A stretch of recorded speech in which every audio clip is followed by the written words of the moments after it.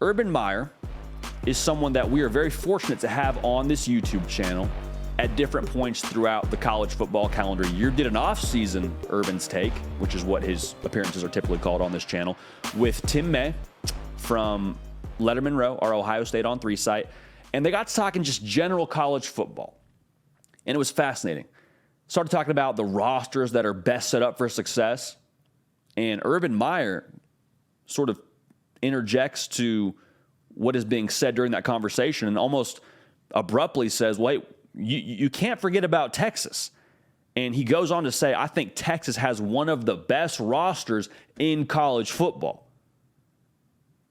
I'm just pausing for dramatic effect there. I'm just making sure that you were able to process fully what was just said. Urban Meyer said that Texas has one of the best rosters in college football. And here's the thing, folks. He's not wrong. He's not wrong. And I think it was most eye-opening when I went and posted on Inside Texas, our Texas on 3 site. Went and posted on there. I said, hey, Urban Meyer said this. We're going to talk about it tomorrow. And I was expecting to get a little bit more of a positive response. But instead, I got met with a lot of GIFs of people being like, oh, boy, here we go. We got to talk about this. And when you take a deeper look, I think Urban Meyer is 100% correct. But the reason why Texas fans are a little bit slow to get excited about this is because they've heard this before. I'll kind of reset this conversation. Texas absolutely has one of the best rosters in college football. Just purely from a talent standpoint, one of the best rosters in college football. Since 2019, according to the On3 industry rankings, they have not recruited outside of the top 10 but one time. One time since 2019, they've been outside the top 10 in terms of recruiting classes. So what does that tell you? They recruit top talent. Also, they've had some key portal additions. Quinn Ewers from Ohio State, A.D. Mitchell from Georgia. They've had some big-time ballers come and join them at the 40 acres. So you look at the way this roster is shaping up, you say, yeah, probably one of the most talented rosters in college football. Now, is it the best roster in college football? Which, again, Urban Meyer did not say they were the best. He said they were one of the best, which is a true statement. Are they the best roster in college football? I don't know. Probably not. You probably lean more towards a Georgia or towards an Ohio State or towards Alabama, those teams that have recruited, number 1 classes over the last couple of years, with Alabama recruiting the top class last year. But here's the thing with Texas fans. Here's the reason why Texas fans are a little bit slower to get on this train and why they're not getting excited about hearing this. Because this is off-season talk, right? It's off-season talk. To be talented is phenomenal. But Texas has heard how talented they are for the last 10 years. And they're saying, okay, what do we really have to show for it? What do we have in terms of continual consecutive years where we're, playing for New Year's Six Bowls every single year? That's where the frustration sinks in. Because to be fair to Texas fans, the talent translating to wins, that's fair for them to be frustrated. And that's been the conversation around Texas. So Texas fans are saying it's not a question of if we're talented enough. The question is, can we put it together? And the second piece of that is the necessary culture in place to win consistently how we want to win. Talent is great.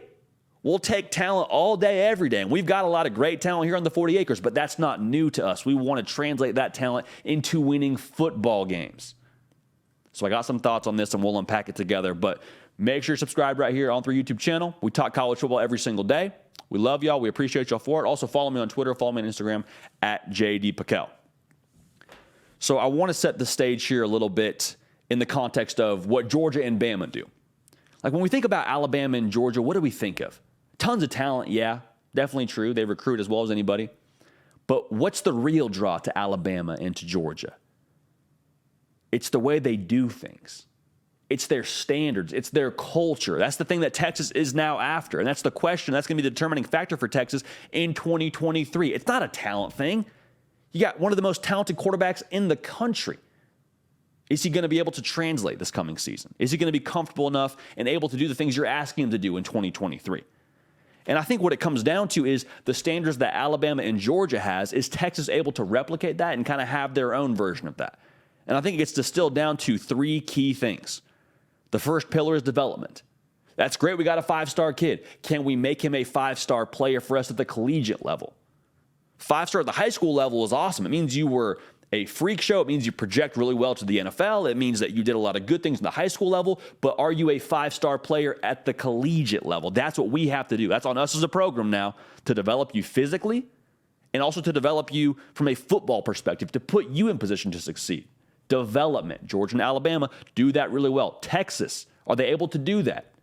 We're going to see this coming season. The second pillar, the second piece of this, competitive excellence. And this is a term that is maybe a little bit more coach speak, but I promise you it is 1,000% true and needs to be talked about with Texas. Because competitive excellence, what Georgia and Bama do so well, how many times have you seen Nick Saban, after a blowout win, take the podium and just seem frustrated, right? Just seems kind of annoyed. Just gives an elite post-game press conference speech after they just blew out whoever 45-10. It's because Nick Saban isn't worried about the opposition. He's worried about his standards. Are we meeting the standard internally that we set for ourselves? That's going to be the difference for Texas, is the standard internally set to where it needs to be. That's competitive excellence. That's what Texas needs to have in place to go along with the talent. Because when standards and talent marry up to where you want them to be, that's when really good things happen. That's when you start to play for what you want to play for. That's when you build a program, not just a good team, not a good recruiting class, an operation that can win consistently. And the final pillar here is competitive stamina. It's great to develop. It's great to have standards, but is there the competitive stamina to do it week in and week out? We see the same Texas team week in and week out. That's what competitive stamina would look like. Hey, we beat the brakes off Baylor, then we go beat the brakes off Oklahoma, then we go beat the brakes off Kansas State, and our approach does not change. We don't get caught up in the headlines. We don't get caught up in the rankings. We are the same team week in and week out, or as close to that as possible. And I'll tell you this, that is a hard thing to do.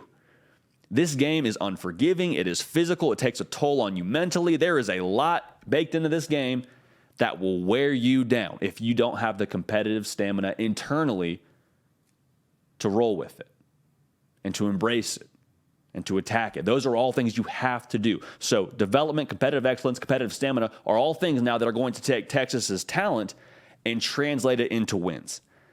And for Texas and for Alabama and Georgia, like these pillars I'm talking about, it's not a rule book. It's not a code of conduct. It's not like, team rules. There's definitely team rules that probably help promote this. But what this is for Georgia and for Bama previously, it's who they are. I remember clear as day talking to Darnell Washington at the college football national title media day. And I asked him, hey, Georgia seems like they just have something different going on. Like what makes Georgia so different from other programs right now? He talked about falling back on their DNA traits. He didn't go specifically into what they were, but I have a hard time believing that they don't include competitive excellence, competitive stamina. That's who you are. It's not we decide to be this thing. That's just who we are. We wake up out of bed and that's what we do. It's ingrained in us. And the funny thing about that now, once you buy into that, once you build that up, once that talent marries up with that competitive stamina, that competitive excellence, that development, well, then you got something that's built to last. Then you got something that can go and you can take on the road and you can win anywhere and you start to win consistently. That's the funny thing now. Winning consistently, that attracts talent. I believe that's why Georgia and Bama continue to recruit as well as they have. Because think about Bama now, too, and I don't mean to compare Texas to Bama consistently, but I think it's a fair comp right now with what we're talking about. Think about Nick Saban and how many coordinators he's had over the last couple of years there. I mean, it seems like a revolving door. Still, kids want to come play for Bama. Why? Because of Nick Saban.